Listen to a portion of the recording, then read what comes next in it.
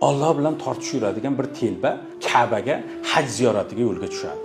Eshagini minib ketaveradi, bir yo'lga kelgan vaqtda qorong'i tushib qoladi, xufton namozlarida o'qish kerak bo'ladi.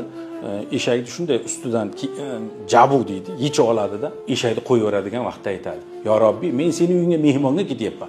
Mana bu eshak senga omonat, qarab turgin. Mabodo bu ketib qoladigan bo'lsa, bilasan men sening uyingga bora olmay qolaman, qiynalib qolaman. Men xafa bo'laman, qara" deydi-da, ichkari kirib uxlaydi. Yarim kecha o'rnidan turadi, turib atrofga qaraydi-da, eshak narsalarni yig'ishtirib, shunda ko'chaga chiqsa eshagi yo'q-da. Qaramagansan, qiynalaman, yo'lda yuraman, endi nima bo'ladi deb turib, nolib ketayotgan vaqtda bitta chaqmoq chaqatda eshagini unday joyda o'tib yurganini ko'rib qoladi.